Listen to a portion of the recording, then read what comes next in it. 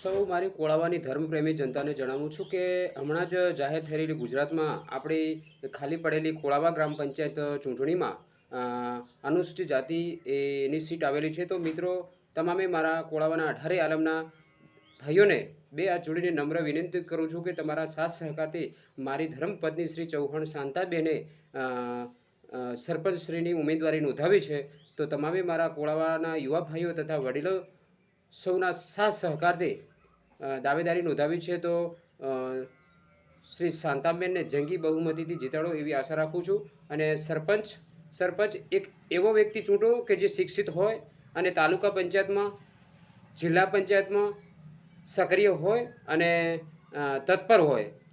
એટલે બને ત્યાં સુધી મિત્રો, આ વખત મોકો છે. શિક્ષિત વ્યક્તિને ચૂંટી અને તાલુકામાં મોકલો અને ગામના વિકાસ માટે ખૂબ પ્રયત્ન કરે, સતત સક્રિય રહે એવા લોકોને ચૂંટજો.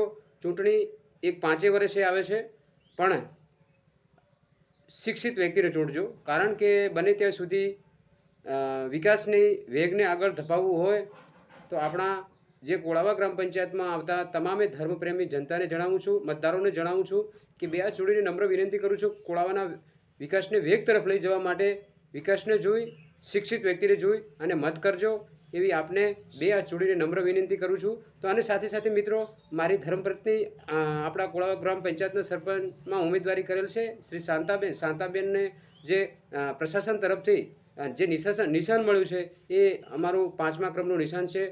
નિશાન છે કલટી.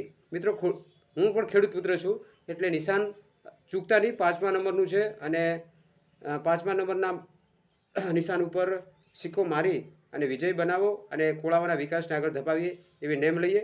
સૌને મારા વંદન છે. તમામે મારા કોળાવા ગ્રામવાસીઓને જય ભીમ, જય ભારત માતાની, જય બંધારણ.